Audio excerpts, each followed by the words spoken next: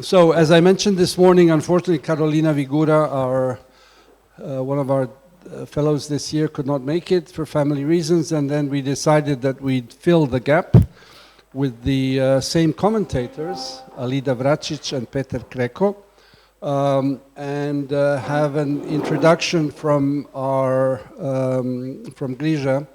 Mesežnikov about the dramatic events in Slovakia, and more broadly about the populist far right, and what are the fallouts of the assassination attempt of Slovak Prime Minister Fico, and what this means as we look towards the new composition of the European Commission, and of course of the Council and election results. So Grigorij will give us the introduction, and then we'll have insights and comments from Alida and Péter. So Grigorij, please. Thank you very much, Ivan, for this kind introduction. It was a bit surprising for me and less expected that I will speak in this panel, but of course unprecedented recent development in Slovakia, I think that really require some explanation. So I will just make this introduction to events in Slovakia, current events, maybe the context. Of course, also I will touch the issue of far-right turn in Slovakia. Maybe today it's not the prevailing trend, but visible. And then I will participate in this discussion also about facts and context about far-right in Central Europe. So I will start with the latest infos that Prime Minister Fico is recovering, so the process is relatively successful. He is communicating, he is eating, which is important, but the injuries are quite serious, and the expectations are that the full recovery will take maybe a couple of months, maybe even at the end of the year. So formally, he still didn't entrust the Vice Prime Minister for his full legally, defined replacement, but Vice Prime Minister Robert Kaliňák, who is Minister of Defense, is fulfilling his duties during the gathering of the government. So political situation is more or less stable. But the blaming game started, and the ruling coalition is blaming the opposition, that opposition is responsible for what happened. I think that these allegations are baseless, but it's a part of the game, and probably I would start just very shortly with introduction, and then probably with explanation, what were behind of this assassination effort. Saying something about political development in Slovakia from the beginning of transformation. And from the beginning of transformation, we see two categories of political parties which are competing. So the national populist and pro-liberal democratic parties. So it's the main cleavage in Slovak society, and only with one exception. All governments were formed either by national populist parties or these pro-liberal democratic parties. When I'm speaking about pro-liberal democratic parties, these parties are of different ideological orientations: Civic Democrats, Christian Democrats, Conservatives, Liberals, now Progressives, Libertarians. So these parties are the core of the liberal democratic camp, and national populist, and also party of so far parties representing Hungarian minority. Also, they were part of this camp. And the opposite camp is formed by national populist parties like Movement for Democratic Slovakia, doesn't exist anymore, Slovak National Party, and the previous couple of cycles, also electoral cycles, also Smer Social Democracy, which is party which labeled itself as a social democracy, social democratic party. 2 times their membership in Party of European Socialists was suspended recently in October last year because they formed the coalition with the Slovak National Party. So, and then the electoral competition was between these two camps, and governments will replace each other, just either national populist or liberal democratic parties. Then some dramatic events changed in Slovakia in 2018 when first time the acting prime minister was ousted from his position, was Robert Fico, by the popular demands. It was a case of murder of Jan Kuciak, investigator, journalist, and his fiancée Martina Kushnirova. And it wasn't only about political responsibility of Robert Fico that he had to resign, but there were some evidences that those people who were involved into this murder, they were very close to party smer, even personally, and the police, instead of protecting investigator journalists as such, and in this particular case, Jan Kuciak, some policemen participated in the process of following Jan Kuciak. They screened his his personal life, private life. So there were evidences that state, some of institutions of state were de facto involved into development which led to his murder. And the guy who is the main suspect, he's still not sentenced, but it's still the process, investigation and the court. In court, Marian Kočner, he was very close to party smer, and probably with Robert Fico, just one known fact that they lived in the same address. So they lived in the one building in one house, and only one wall divided them. So it means that it was quite probable that they were communicating personally in their places. So Robert Fico resigned, and the government and the ruling coalition, which was formed after elections 2016, continued, and Fico was replaced by Péter Pellegrini.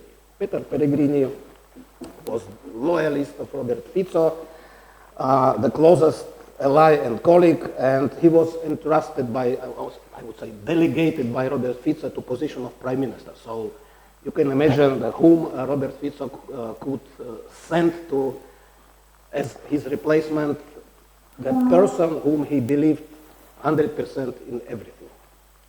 Then Smer party quite expectedly lost elections in 2020, and the government of Smer, Slovak National Party, and one Liberal Democratic Party at that time, Most, was replaced by very strange, very unusual, but nevertheless not national populist coalition, center-right parties, libertarians,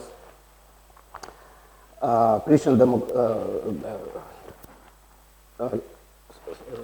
Oľano movement of Igor Matovič, then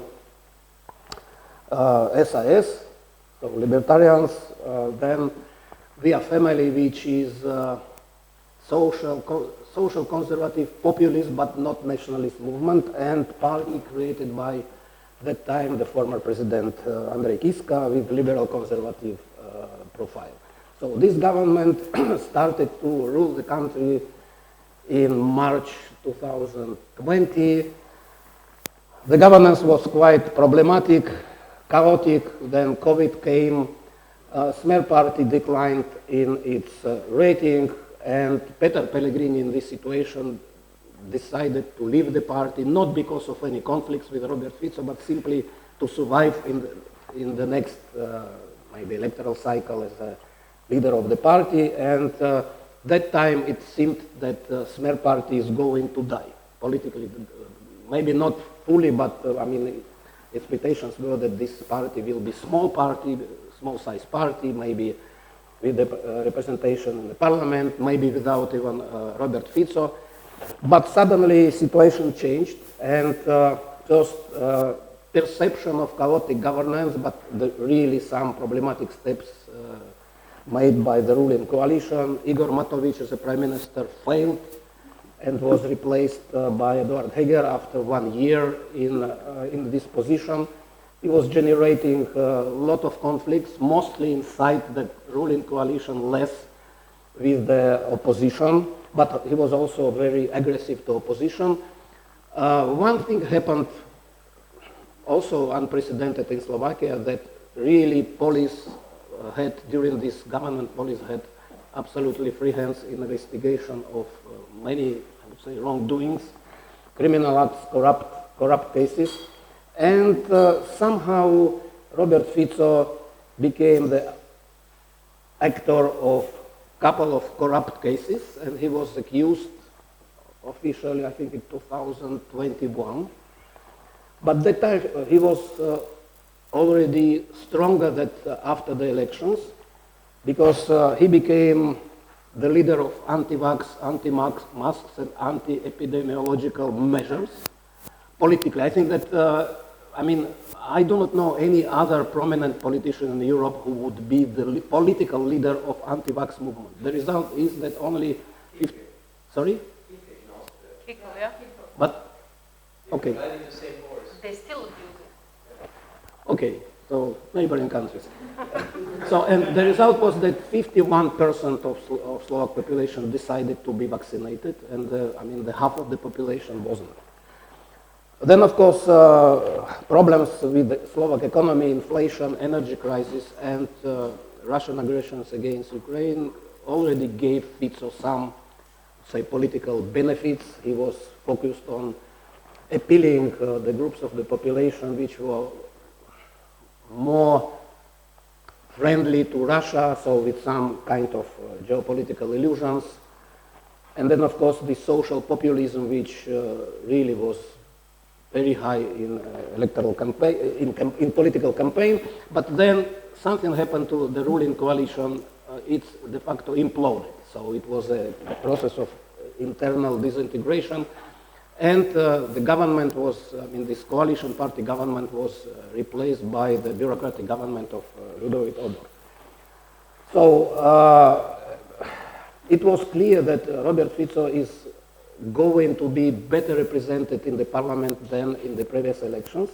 But he had very strong personal motivation to be again prime minister, and he didn't hide this.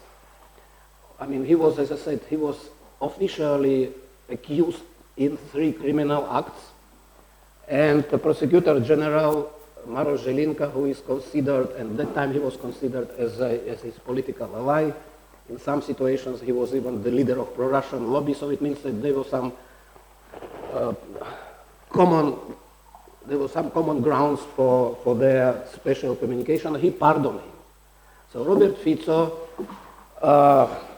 in this situation, did his best to be again prime minister in order to remove any chances for to be again accused legally, and he reached this goal. He won elections with 25%. It was 7% more than in the previous elections. By the way, interesting context, after the elections were held in September 2023, and the good result, good context of the result was that organized far-right parties didn't qualify in the parliament, so they didn't make. We had 2 parties, really neo-Nazi, neo-fascist parties, one weaker than one stronger. And I think in the last moment of mobilization, some groups of potential voters of extreme right parties voted for Smer. So according to my estimation, maybe 2-3 persons Robert Fico took from extreme right, and thanks to this he won elections with 25%, and immediately when results of elections were announced, it was clear that if the majority ruling coalition will be formed, it will be coalition of Smer, Hlas, which is the party of splinters from Smer, Péter Pellegrini, the leader, and Slovak National Party. Slovak National Party initially wasn't, extreme right party. It's kind of nationalist mainstream with some radical positions, but before these elections, you could label them as an anti-systemic party. But something happened to this party that they, in order to be in the parliament, they invited very strange group of people into their candidate list, non-members formally of this party, rather members of some very obscure, smaller nationalist unions, moderators of conspiracy TV, not TV, but de facto YouTube channels. So, and these people were so successful in preferential voting that with 5 point, I think that 4, maybe Balash will correct, 4 or 3%, so 5.3, they succeeded to qualify in the parliament as Slovak National Party, but only one person was the real member of this party in the caucus. It was chairman of the party. So 10 deputies, and from these 10 deputies, these 9 very strange nationalists, de facto extremists, conspiracies, I mean, this kind, chemtrailers, they have got into parliament. So now the coalition was formed by the 2 more or less structured parties, and then Slovak National Party, which was represented in the parliament by the plenty of these, I mean, very strange persons. And since they took the power, and now I'm approaching to the main issue, I mean, what happened and why it happened. This government started to dismantle the fundamentals of liberal democratic regime in Slovakia. There is, I mean, there are different explanations why it's happening. I think that the most plausible for me is that Robert Fico, who is focused on conditions for his absolute political, legal, judicial impunity and immunity, he is capable to destroy democracy in this country. I know that it sounds very strange, but his personal motivation is absolutely visible and obvious. And it started the process of rising the confrontation into society. Now, there are 2 terms which are used for the explanation of this assassination attempt: polarization and confrontation. And I think that polarization is something which is deeply rooted into society and political scene. I mean, how I described the configuration of party system, we have from the beginning de facto the polarized party system. So the polarization is something which objectively exists and shouldn't lead to such extreme cases as, let's say, violence in politics or even efforts to kill political leaders. But what was, from my point of view, more serious was the confrontation. And the confrontational style of politics, it's the result of activities of politicians. And really, relations between the opposition and the ruling coalition was very confrontational. But I have to say openly that the main generator of the hatred in the politics and this confrontation was Smer Party, including Robert Fico himself. Personally, I don't want even to quote how he was labeling his political opponents, using really vulgar and very aggressive hostile rhetoric about political opponents, about media, about President Zuzana Čaputová. So I don't want to say that what happened is something which he deserved, not at all. But the atmosphere in society was really quite confrontational, hostile, and now these efforts to blame the opposition, that opposition was responsible for this, that opposition somehow contributed to radicalization of the person who did this. So the guy who tried to assassinate Robert Fico, who is very strange. I mean, it's very difficult to characterize him in political terms. He was active person, but he was active in very different, even contradictory environments. In 2016, he was speaking in the gathering of one paramilitary organization. Péter knows this name, Slovenský branci. Yeah?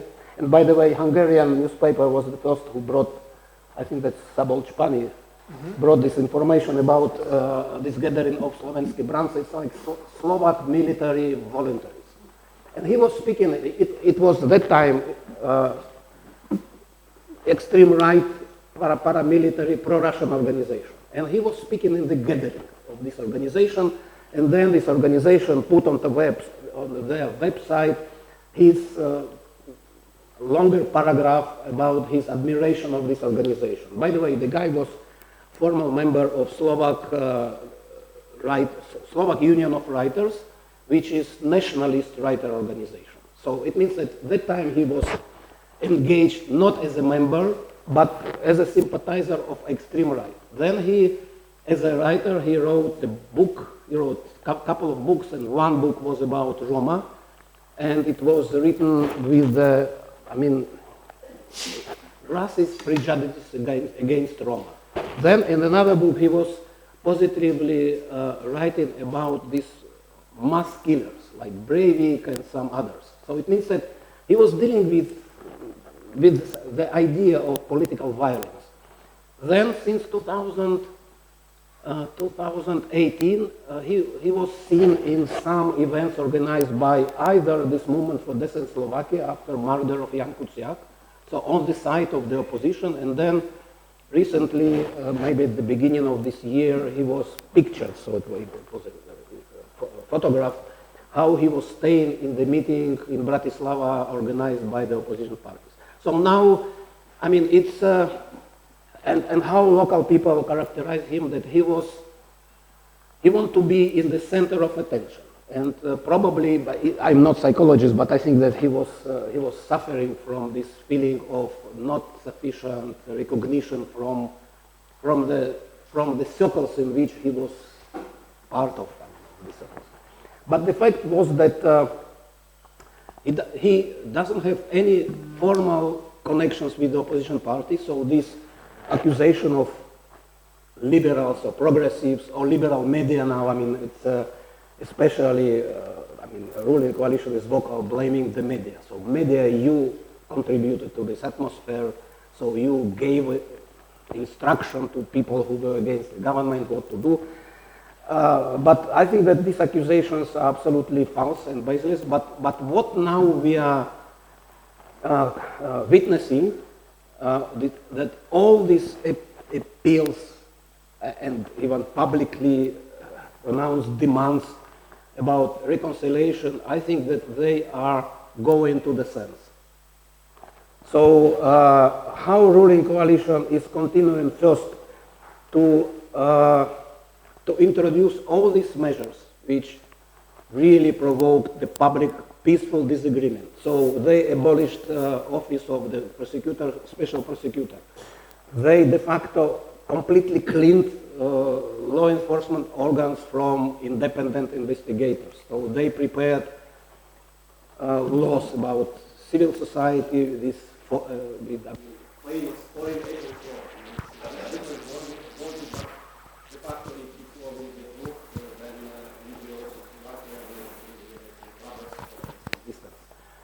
And they are continuing with this. So it means that the expectation from their side, the opposition, is that we will continue our, and even more, some of their ruling coalition representatives, they are now using what happened as a pretext for even stronger legislation.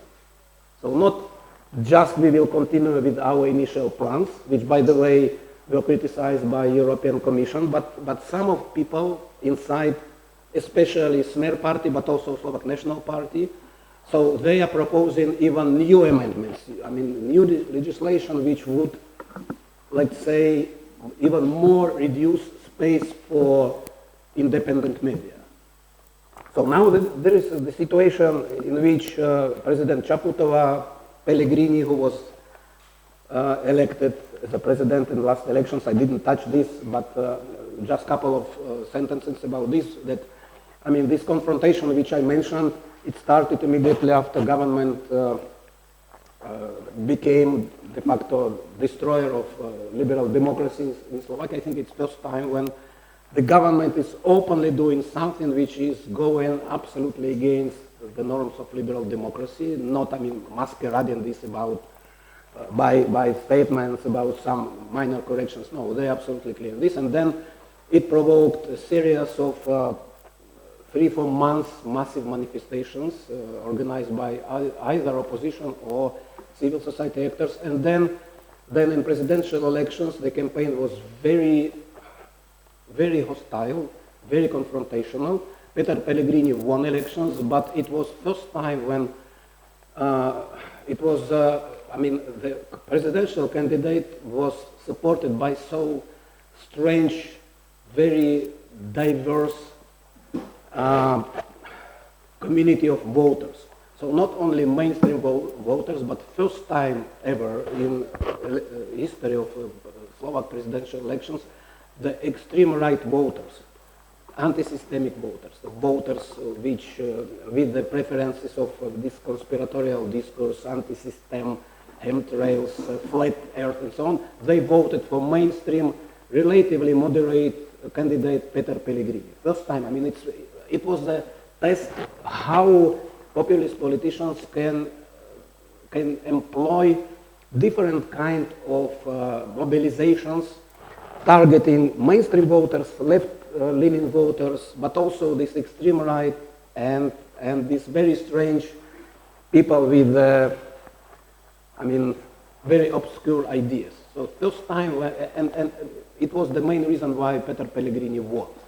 So he really benefited from this mobilization campaign, which in normal conditions, these people are not voting for some candidates because they disagree with their political credo, value orientation, even personal profile. And Péter Pellegrini, we know that, I mean, he is for some homophobic, for many homophobic voters, I mean, according to the previous patterns, would be acceptable, but these people voted for him because they prefer to vote this candidate with so-called non-traditional orientation to the pro-Western candidate Ivan Korčok. So it means that they are say resistance, or their homophobic approach was less strong than resistance to the West and distrust of the West. So okay. So just to conclude, I think that first the accusations of liberal, so-called liberal forces, but de facto the whole opposition, they are absolutely baseless. Unfortunately, I do not see any space for the real so-called reconciliation. And now it will be even more problematic not to reconcile because the positions of these two blocs are absolutely irreconcilable, but the abidance of the norms. So, and I think that now the name of the deal which the ruling coalition is suggesting to the opposition was, I think that was formulated, if I'm not wrong, by Milan Šimečka. I think it was him. He said that, yeah, now it's a deal, that we will destroy liberal democracy and you will be silent. Because what happened, it's your fault, it's your guilt, it's your responsibility, so just now don't provoke any protests, don't organize any rallies, we will do our business and you will be silent. This is the definition of the situation today. Thank you very much, Grigorij. Just one data point. What was the turnout in the parliamentary elections? It was 64%. And in the presidential? In presidential elections, almost 60. Okay. And so, less? 61? Okay. 61. Okay. 61. In the second round. Okay. In the second round, it was higher than in the first round. And if I may, if Grigorij allows to translate his very polite language, the current president who won is a gay president, and so he was saying that even the anti-gay people decided to vote for a gay president because of his populist nationalist views. Lots to discuss about, is the Fico government not only destroying democracy, but its policy towards Russia, Ukraine, we'll get back to that. You know, is he worse than Orban in his pro-Russian stance? But I will ask Alida to first talk. Thank you, Ivan. I mean, so we've heard what's happening in Slovakia, and I've learned a lot, actually, because I wasn't aware of all these things that you've just explained to us. But what I was aware of, and what I am aware of, is that far right is definitely on the rise. We have a couple of rising stars. We have Meloni, we have Vox in Spain, we have AfD, we have FPU. We have people that are really now gearing up to come strong at the European elections. And the scariest bit about them sort of being there and doing their business is that they're also trying to normalize, and they're being relatively successful in normalizing their parties. We have seen recently this rift between Le Pen and AfD, when there was a statement about SS soldiers, that they were not necessarily all bad people. And immediately we have seen Le Pen sort of distancing herself from the whole thing. And I think this entry point makes it a little bit more even scary than it used to be, because they could appeal also to those that are not necessarily into far right. And what does that really, I mean, all these parties that I've named, so Le Pen, Meloni, all of them, they're calling for something called European Renaissance. And we know that this Renaissance really differs from our version of what Renaissance is. And how that could play a role in the European elections, I mean, there are many, many sort of aspects of that story. One thing that I've been looking at is migration, for example, migration pact that has been now adopted by the EU. And it's an interesting story because on one hand, you try to sort of promote solidarity among countries in terms of, you know, putting refugees and asylum seekers equally to each and every country. But if you look at it closely, I mean, it also means it kind of plays very well in the hands of far right, because we're talking about more detention centers, more lockups. We're talking about unaccompanied minors that are also being now detained according to the Migration Pact. We're talking about, I mean, far right is also after feminist movements. Meloni herself has just passed this law that you have groups that are allowed to the clinics, anti-abortion clinics, to actually be present there and influence women and girls that are about maybe to have an abortion for whatever reason. So one bit of the story that I find extremely worrying is that they're playing really, really smart tactics that we haven't somehow mastered. And they're trying to appeal to many different groups. And on the other hand, I mean, if these elections really turn out well for them, I'm talking about Meloni's group, I'm talking about conservatives and reformists. They could also appeal to European People's Party, EPP. Because for what I gather, what matters to them is really to be pro-Ukraine, pro-European, and pro-rule of law, more or less. So if these three things are there, maybe they get into some sort of, you know, alliance of a sort.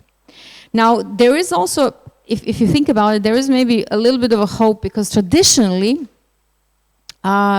these far-right groups couldn't really make a mega coalition because they have internal rifts, and very often. And this has been happening throughout the history. So maybe this is an entry point now for the liberals, maybe to come up with some clever strategies on how to exploit the fact that they also undergoing internally many different sort of rifts and disagreements. So maybe just to start with these comments. So on one hand, you have a large potential now, and there was a statistic that now far right could take 3 out of 10 votes. I've read it somewhere. 3 out of 10 votes for the European elections. Now this is a big thing, and we have to think in terms of numbers, but also how it sort of plays out in terms of their policies. They will continue promoting traditional families. They will go against these feminist movements. They will also penetrate very deeply into migration policies. So everything that we have so far will be probably on an even larger scale. Yep. Thanks, Alida. There was probably a nasty political title just 2 hours ago that the far right could have more MEPs than the EPP, and then in small print, but as that is already said, there are so many differences between them that they cannot come together. So I don't know why politically saying that, but we can discuss that, Péter. Yeah, thank you. And yeah, just a few comments following up on what Alida have just mentioned. Yes, I think we have the expectation before all the EP elections that far right is on the rise, and beating the drum. This time it will be more or less true that the far right is really on the rise, and far right will get stronger in the current parliamentary cycle. On the other hand, I don't think we should expect that it will drastically change neither the institutional system, I think, in the European Parliament, nor the policies in general. In some specific cases, I will come back to that, we will definitely see a shift, but we are seeing a shift at the moment in the current parliamentary term as well, when it comes to green agenda, when it comes to immigration-related issues and migration pact, when it comes to rule of law issues as well. I think what could be the most dangerous to e-decision-making is if the far right would be, first of all, united. I don't think it's going to happen. I think Vladimir Putin, who was one of the main financiers of the European far right, with his launch of invasion against Ukraine, divided the far right and the Eurosceptic right quite a lot, because the most important division line between ECR and ID at the moment is definitely Ukraine and Russia, and unfortunately we should not really expect that this topic will disappear from the European agenda pretty soon. So I don't think that Marine Le Pen's dreams of a united ECR and ID could come true. If even it would come true, it would mean that according to the projections now that AFD is out of ID, they together could have most probably less than 150 votes, which does not add up to really more than 20% of the mandates in the European Parliament. So I do not think that it could be a game changer in itself. Of course, in some areas we can really expect change and rule of law issues, and of course it comes hand in hand with changes of the national government in upcoming elections and past elections. I mean, Netherlands, FPÖ, Austria, also, yeah, we could see in Slovakia and so on. So, and of course, the far right is just broader than ID and ECR together, because the Smer is non-affiliated at the moment, Fidesz is non-affiliated. So many de facto far-right parties are outside of ID and ECR at the moment. I think what we can expect in the next European parliamentary term is I think more strict migration policies. I think green agenda being a bit diluted, rule of law issues becoming less important on the European agenda, and illiberals can get along a bit better.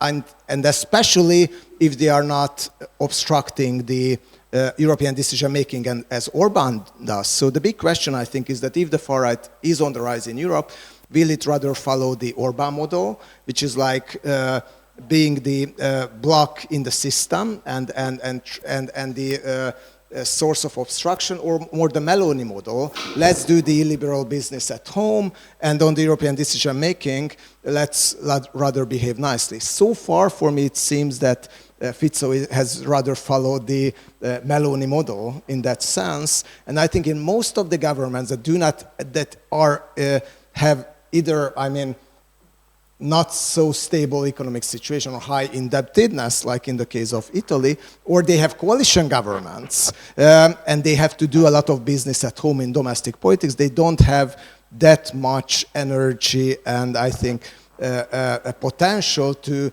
do a disruptors on the European level than monolithic governments who have a monolithic grasp of power, like it's in the case of Fidesz. And yeah, so I think there will be shifts in European policy making, but I do not expect that it will be a fundamental threat for the whole institutional system. And I don't think that this year is going to be an annus horribilis, even if there are changes for sure. And just one final note, we had research at Political Capital Institute when we have analyzed the votes of the members of the European Parliament in foreign policy issues, and especially towards their support towards revisionist superpowers, Russia, China, Iran, and so on. And this is where also we can see a huge division line between ID and ECR. So it's not just like that ID MEPs are much more pro-Kremlin, but much more pro-China as well, much more pro-Venezuela, and whatever how to say, autocratic regime there is on the table, especially if they are right-wing, but also if they are left-wing, they are just more supportive towards them. So I think we should also prepare for an era where the mouthpieces of Kremlin and the mouthpieces of Beijing will have a higher representation in the European Union. Okay, thank you very much for that overview. We have a lot of people who are big experts on this, who have written on this. So I'll open the debate for your comments, additional contributions. I see Balázs's hand and then Heather, so and then Rosa. I don't want to take Balázs's firepower away, but when we last met, apropos of what Péter was saying, he told me, well, actually the Ukrainian and Slovak governments are meeting on the border for a full scale, which is totally opposite to what Orban is doing. So, Balázs. Yes, thank you, Ivan. Okay. Is it working? Not working? No.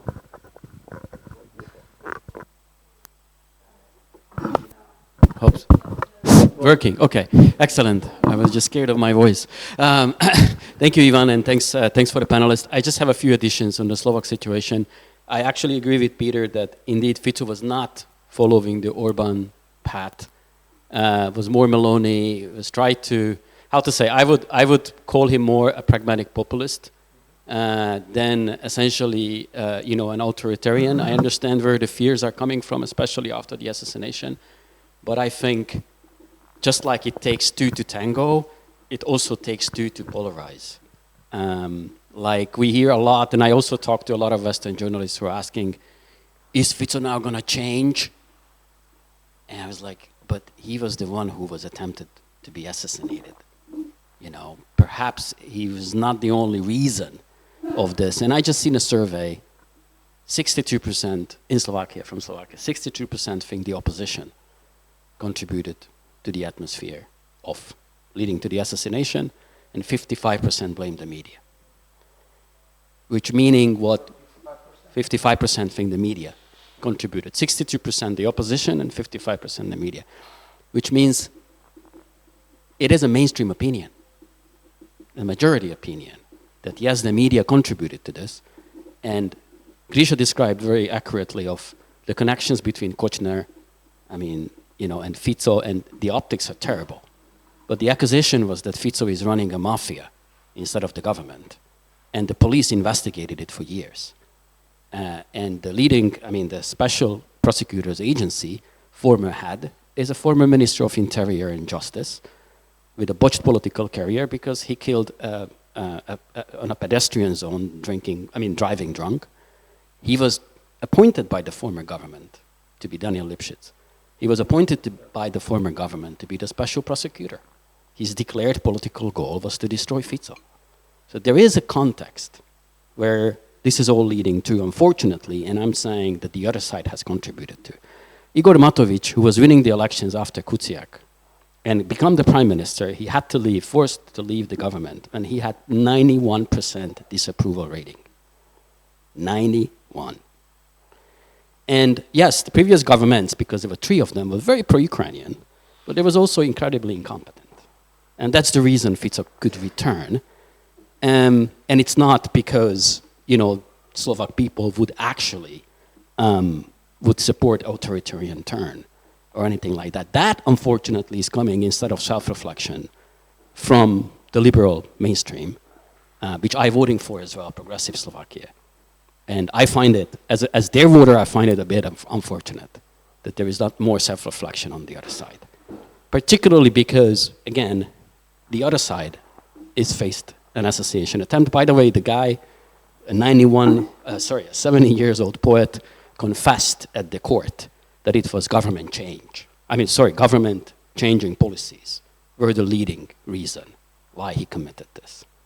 And this is another thing which I want to talk tomorrow. We have a panel about this.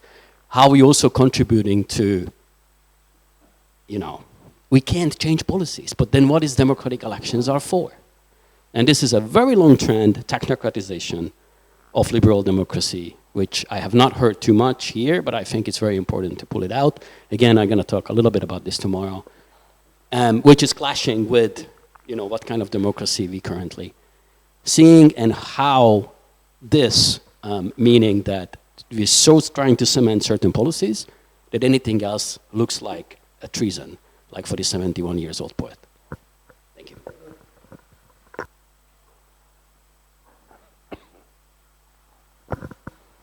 So I just would really like to go a bit deeper into the point that Péter finished with, which is what are the implications for policy?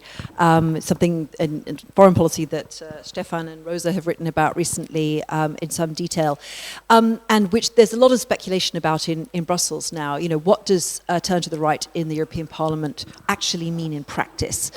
Because essentially the one thing that definitely unites populists on the right is their ideological flexibility on the whole, that they do jump from one issue to another because they can win votes about it. And so the one consistent one over the past many decades that they've always gone for is migration.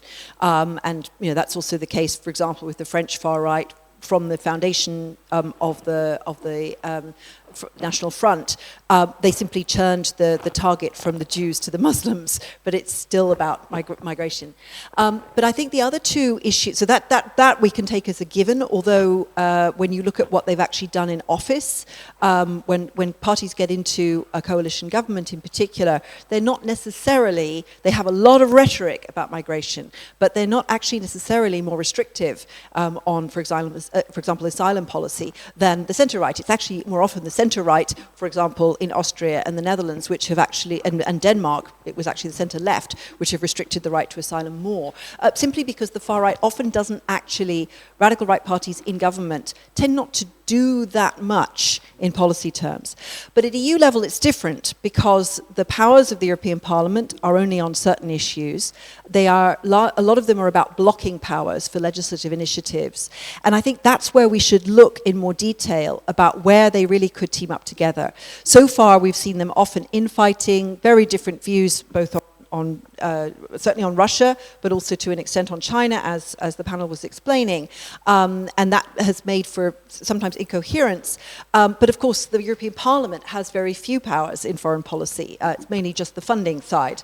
Where they do have power is on trade agreements, but there aren't really any of those which are in the looming. Enlargement, because of course the Parliament has to give its assent, but that's probably not for this term. It's probably not for this term of the Parliament, it would probably be for the next one, so that doesn't matter so much. What's much more important are the two other things that Péter mentioned. One is the application of the rule of law conditionality, Article 7 and so on, and I would love to know in more detail where you think that might go. Does it matter? Does anybody in the region care? Does any voter care about whether the European Parliament is pushing for Article 7 on a country or not, or whether the Council is? Are they more worried about the money? So could we see, could they, from the Parliament, could they try to weaken the application of the rule of law conditionality on EU funds? I'm not sure they could, because it's really a council commission thing. But that would be a very important issue. And the other one is about the green agenda, as Peter said, where what we now see is a narrative impact where journalists believe that a vote for the far right is a vote against the green agenda. But actually, it's a very confused picture if you look at what these parties are campaigning for and their positions on the green agenda. They only pick up often one small issue or another, and it's not coherent. Some are climate denial, AFD, many others are actually much more into let's spend money on adaptation. So I think it would be good maybe just to talk a bit about the debates in Slovakia, Hungary, and other countries in the region that might drive these policy positioning. Is it still basically a free-for-all, or can you actually discern areas where there could be some policy impact? Rosa and then Piotr. Thank you. I have a question, but let me just maybe add on, I think, on what Heather was saying about the climate agenda. I think, and the story of migration policy. I mean, the story of migration policy, it wasn't the radical right that approved a toughening of migration policies. It was the centre-right, okay, or the centre-left in the case of Denmark.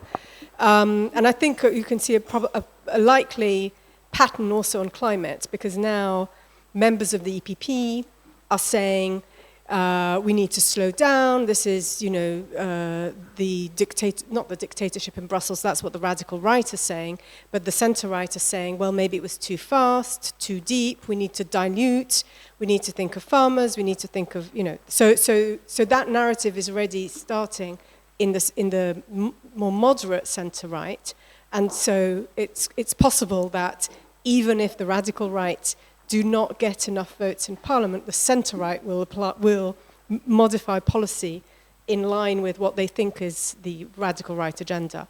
And then I have a question, and it's really about, of course, Fico is motivated because it's about staying out of jail.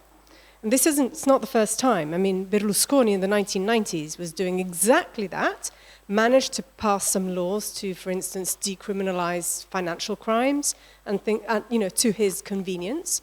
Donald Trump, exactly the same story, you know, instigated a revolt, and in both the cases of Italy and of the US until now, the institutions were strong enough, however challenged, to counteract that. So the question with respect to Slovakia is how strong are the institutions to contain these types of advances? And you've already mentioned, you know, the prosecutor's office, the potential law on the media. I think, you know, it takes time to get these implemented. It's very hard to get them reversed, and I think Poland, the story of Poland is going to show that. So I think what's important also for us as, you know, analysts is to look at the sources of democratic strength. And I think this is where political parties on the mainstream have truly failed. I mean, I think it's where we are is less because of the radical right being astute. It's more because everybody else being not understanding the reasons for anger, the reasons for disaffection with politics, etc., etc. So I think there's still a lot of work that needs to be done on, you know, looking at mainstream political parties, looking at democratic institutions. So my question is, actually it's quite a direct question, what is the strength of Slovakian institutions, having understood from you that civil society is deeply polarized and therefore cannot be considered a source of, or I mean can only partially be, because they did elect you know, civil society-driven president in the previous presidential election. So, you know, where is there any hope in Slovakia? Piotr and then Stefan. Thank you, and I actually wanted to echo what Rosa said in her first comment. That was actually my point, that I think the main impact of the rise of the far right in this European election will be not in the form of an increased number of far-right MEPs in the European Parliament, but rather in the impact on the positioning of the mainstream parties. And exactly as Rosa said, I think we have already seen that in the EPP, and I think interestingly, you know, the Polish case is probably most telling, because if you look at the European policy of the Tusk government in Poland, the government which has been hailed as the most pro-European in the last decade in Poland, and a huge hope for Europe and so on. It's the continuity when it comes to the positions on key issues is striking with the PIS government. So when you take migration, when you take Green Deal, when you take institutional reforms, Ukraine, the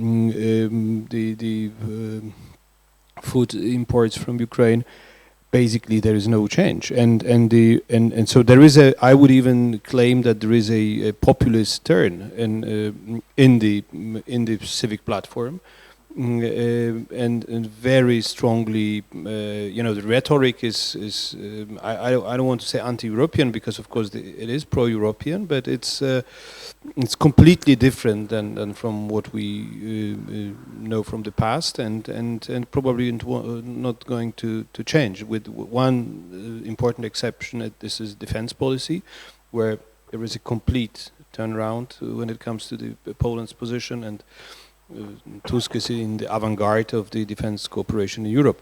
But my point is, I think that there is, in the anticipation of the success of the far right, the mainstream parties have already changed their positions, and this is, I think, the most important, the most lasting impact. Okay, I'll stop here.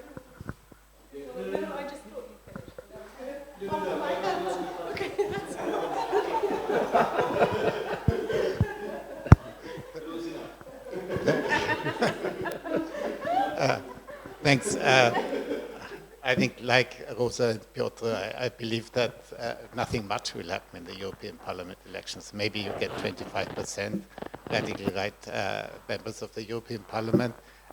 They will not change the functioning of the Parliament in a very significant way directly, because first they are just 25%, and then they are very much divided, and a large number of them are not even playing. They are totally uninterested in actually policy making. They use the membership in the parliament simply for public relations back home. Basically, they're not really a factor. What is, of course, much more relevant is what happens in the European Council. We have now 7 governments where the radical right is either in the coalition or is supporting it, like in Sweden, through a parliamentary support.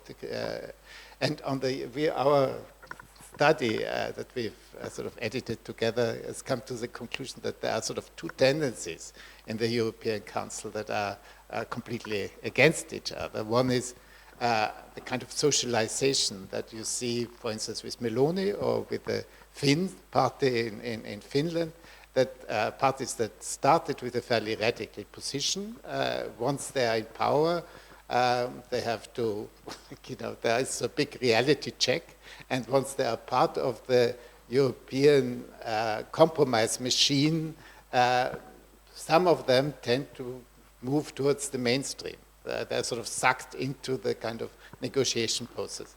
But there's another tendency, that's the contagion tendency, basically, is that if you have players in the European Council that pursue nationalist policy, are not interested in anything related to European solidarity, but are strictly transactional, this has an impact on other players who that tend to, we don't want to be the fools of the game, basically. So you have these 2 tendencies that go against each other, and it will depend probably on the amount of crisis that we'll see and on the election results on the national level, which of these tendencies will prevail.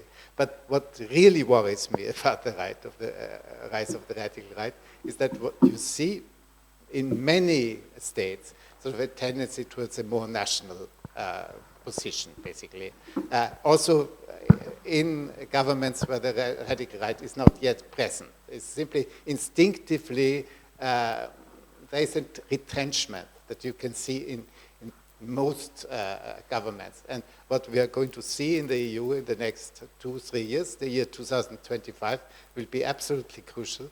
That would be a massive need for more integration, a much bigger budget, big funding on climate, big funding on security, big funding on support for Ukraine. And I think the kind of overall climate will be quite hostile to doing great deal more on the European level. And then if we can't move on these issues, that means that the population will be disappointed and frustrated, and the EU comes across as very ineffectual. And I think that is the real risk for the next 2 or 3 years. Anyone else want to contribute? Hannah, welcome. Hello. Hello, hello. I was thinking maybe that's a bit theoretical question, but I think that it can allow us also to think about the motivation of this process or the drivers. Are we really talking about the classical rights when we are talking about current leaders, let's say at the European continent in this sphere? Is it the really right ideology, far right ideology as we used to it, let's say 50 years ago? Or because except of the migration, where it is more or less classical, we can make some comparing. For me, it seems like we have the case more of the conservatism, of the radical conservatism return in some of the issues, and a certain like opposition of itself towards the recent liberal changes happening and associated very often with the European Union, with the process over there. Because I'm missing the certain elements of the far-right ideology in many of them, in terms of the health nationalism, or in terms of the issues connected of their relations toward armed forces, for example, because right party has always been very supportive for the development of the right party, of the armed forces, of the security sector. And here, with many of them, we see absolutely different. They are not ready for the 2%, even, for example, for some other changes. Yep. So in the national security sphere, I don't see the same. In many of these countries, I don't see the real xenophobia that we would maybe expect, except of the migrants. But migrants, it is something newcomers. But if we speak more about others who are around us, maybe I'm wrong, maybe that is the view from outside. But it seems to me that now it's just because we associate it with the certain processes of the past, this idea of the far right, but de facto that is not the same far right, so we should not deal with them with the same way as we've probably been dealing 50 years ago, or even more years ago, when this ideology been on the rise in many countries. And definitely Fico or Orban are very different from those far right that we had in Spain or in Greece after the Second World War, something like this. So that is, so the approaches of how to counter this, in this case, also will be different from those that we are just thinking, trying to put some social benefits against them, or I mean less populism or democracy, because many of them are coming with the, not with the authoritarian even the views, but totally satisfying the benefits of democracy, and that is how they are coming to the power. Thank you very much, Hannah, and of course we'll hear Hannah tomorrow. Anyone else want to come in on this? I mean, this begs a whole host of questions on migration. Obviously, all of these countries are in dire needs of workers, and so there's a lot of kind of smoke and mirrors here. We all know that in Hungary, Orban employs a lot of Vietnamese working in the Mercedes, Volkswagen, and Audi factories, and of course it's a no-go. We know that in Poland there were 1 million Ukrainians at least before all of this began because they needed. In Croatia, the need for summer tourist workers, I mean, if you peek into some of the restaurants, already last summer we saw Nepalese and others. In Slovenia there are a lot of Africans working in petrol stations. In Serbia the bus drivers are from Sri Lanka, the construction sites are with Indian, Nepalese and Turkish workers. So there are two sides to this coin. There's the one rhetorical against the quote-unquote grand replacement, basically anti-Islamic. It's not anti, if I dare say, white Christian immigrants who are coming from Germany has now even more relaxed the possibilities for people from the Balkans to come and spend a year and find jobs. Desperate need for people filling these jobs. And obviously this then rides on the wave of disaffection and uncertainty of those who have jobs in all of these countries and not knowing where this leads. Karolina Vigura, who was supposed to be with us, as some of you know, just published a book in German with Jan Kuiš, her husband, on post-traumatic sovereignism. So there's a need in these countries to show that they have some sovereign rights over their sovereign territory, which is very often a pious wish. You know, when I asked our dear friend Ivan Krasta, I said, what's Bulgaria got with, what's it is it about this Macedonian thing? Well, he said, look, these small countries, member states of the European Union, basically feel they have no power over policy making on the bigger issues. And then they find something where they can actually thump their fist on the table and say, we're sovereign and we will decide whether this neighboring country to the west has the right to come in. And, you know, they spin the whole, you know, European story and conditionality into totally, you know, spatial identity and cultural issues. And I always need to remind, because France opened the door to them in 2019 when it blocked Macedonia and Albania from going forward. So these are some disjointed thoughts before we go to a last round to our panel, and I will start from in reverse order, which is a classical moderating trick. And I'll start with Péter. Okay, thanks a lot, Ivan. And do you hear me? Yes. Okay. Brilliant comments, and just I won't respond to all of them, but yeah, I think what Heather raised is extremely important. Of course, there is no coherent anti-green agenda on the Eurosceptic right, far right, and also, you know, way more on that topic than I do. On the other hand, I think that there is this vague sentiment that have just become stronger in the whole European Union, and I think we discussed it even last year that the pandemic have contributed to that, and we can also see in the declining support of the Green parties that it's like the state want to interfere into our private life, and it wanted to interfere, tell us if we have to stay at home or not, if we have to wear masks or not, if we have to vaccinate ourselves or not. They want to tell us if we can eat meat or not, if we should travel or not, how much tap water we can use, should we use can we use the air conditioner or not. And I think it's a powerful narrative, and this vague new libertarianism, I think, is a bit on the rise in the European Union, and somehow in a bizarre manner the far right and Eurosceptic right is exploiting and of course amplifying this kind of sentiment. But I think you're right that maybe it's not sufficient to be an alternative in terms of policies for the green agenda. Yeah, what Péter said about the new rise of the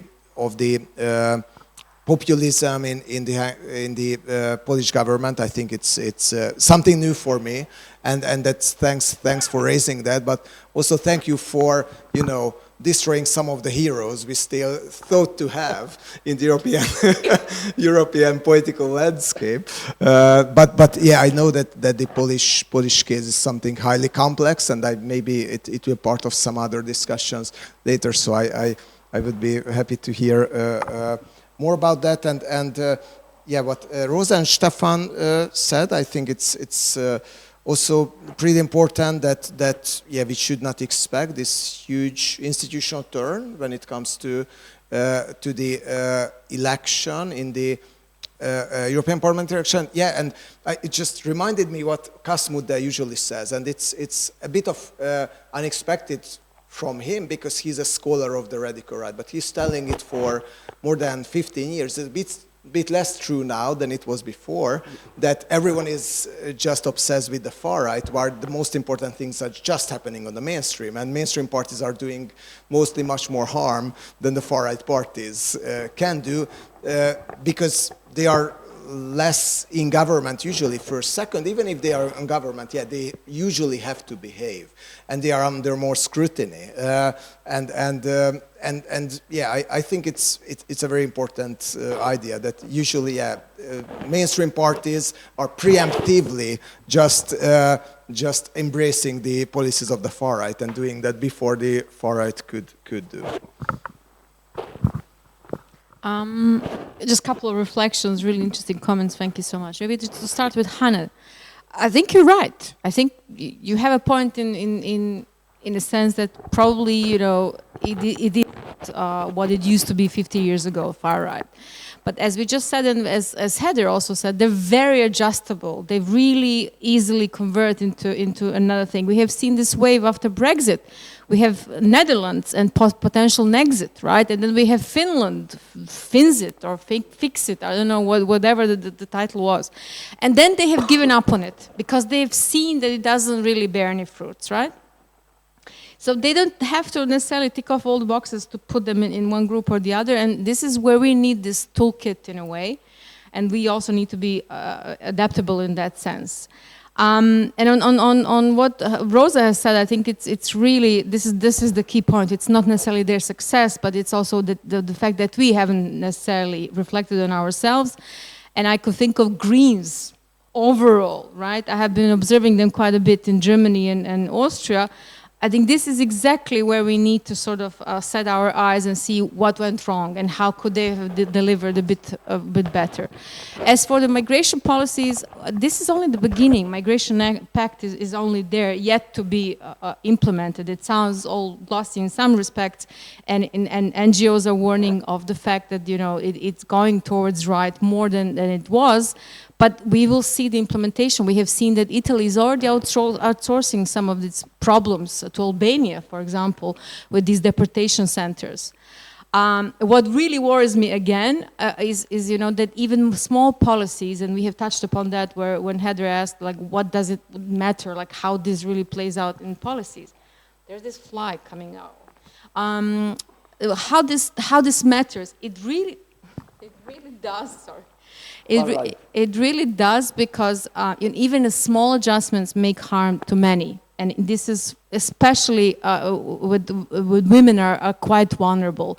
Demographic policies are quite vulnerable. We have seen a movement when Meloni was there from the beginning. We have seen movement towards aggressive, I would say, campaign against LGBTQ. We have seen these clinics. We have seen these clinics and anti-abortion movement. Demographically, that also means putting more pressure, because you're going after traditional family, putting more pressure on the women to have more children. We have seen also that not necessarily all these measures and policies are working, not even in Japan or well-developed countries. It's crazy.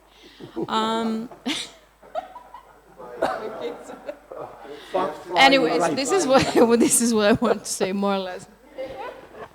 Yes, thank you very much for all comments, remarks, and Rosa, to direct question to me. First, maybe a couple of words about comparison of Meloni and Fico.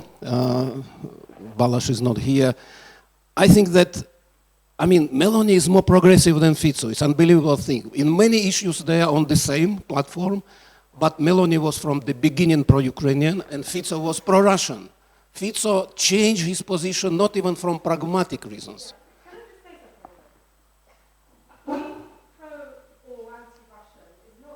I know.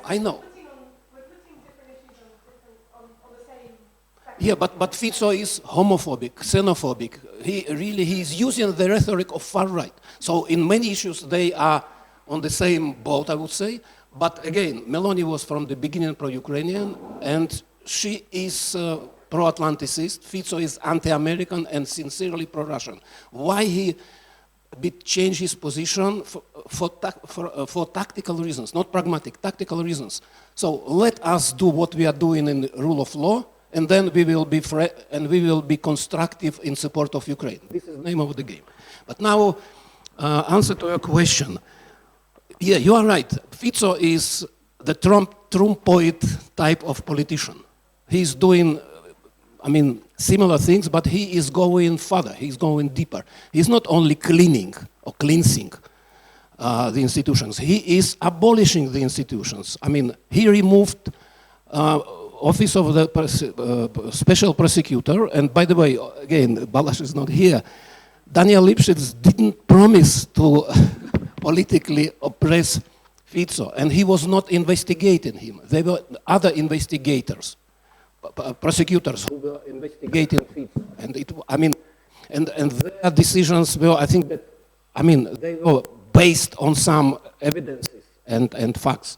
But now, what your question was about institutions. Whether institutions are capable to resist.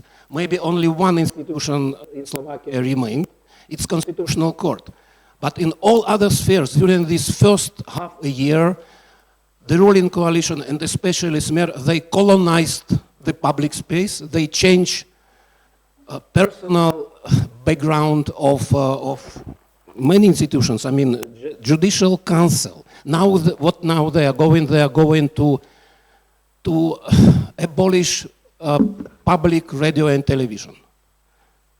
Completely, remove and to establish the new. What they wanted to change the Director General of this combined media. So they are going much deeper. And I think that today, the last guarantees of constitutionality is still Constitutional Court, but now they started to play this game about new nominations to Constitutional Court. Of course, they cannot abolish Constitutional Court, but what they want now, they want to elect only their representatives to Constitutional Court. So, and when Constitutional Court will be colonized, as other institutions, then only free media and civil society will be the pillars of the, salvation of democracy in Slovakia. Okay, by some magical twist, we have finished 2 minutes before. Actually, a minute and a half. By the way, that fly was attacking me while they were speaking, so.